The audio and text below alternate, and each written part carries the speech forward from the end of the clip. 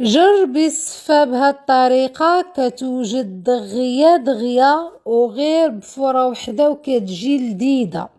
خدو نص كيلو ديال الصفا اللي كنأكد لكم ديال العلب ماشي ديال العبار، دهنوها بشوية ديال الزيت هكا، دهنوها مزيان بزوج معالق ديال الزيت في نص كيلو، وغادي تكونوا موجدين غتحطوها في الكسكاس وتكونوا موجدين طنجرة كتغلي فوق النار.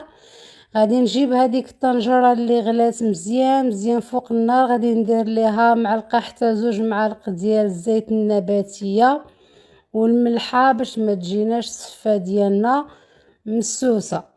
ضروري ما تغليو الماء هو الاول مزيان باش فاش كتكون طالعة فوق فيه الغلية كنحطو فيه هذيك الصفا ديالنا. غادي نحطوها كتغلي وتعاود لمدة ديال 15 دقيقة بالضبط. فاش دازت 15 دقيقة هنايا راه غادي ننزل الصفا هنايا وغادي نزيد حتى شوية ديال العنب مجفف معاها كيطيبوا لمدة ديال 5 دقائق مع التحريك هكا مرة. راه درت العنب مجفف معرفتش هاد المقطع فين مشى.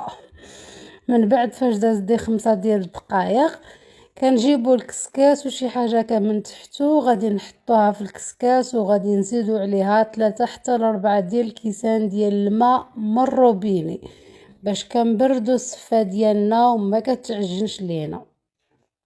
ضروري تستعملو ديال العلب، الاخرى راه كتعجن، ديال العبار كتعجن.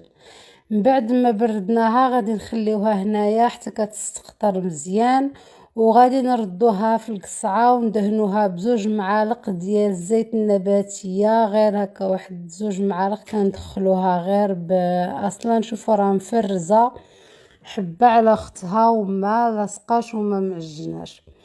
غادي ندهنها بشويه ديال الزيت، فهنا لكم الاختيار، هنايا ممكن دهنوها بالزيت وتخليوها حتى الوقت التقديم عادوا سخنوها.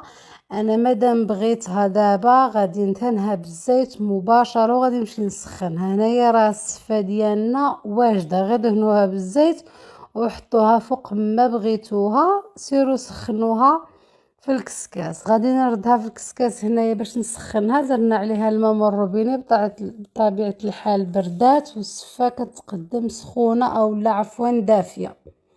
صاي غادي نردها، غادي نخليها غير على ما كتسخن لينا هاد الصفا، وكنردوها في القصعه اللي غادي نزيدو لها معلقه كبيره ونص ديال الزبده. كنفضل الزبده ديال العبار باش تعطيها مذاق زوين، والحاجة الأخرى اللي هي دانون بنكهة الفانيلا كيعطيها واحد النكهة خطيرة.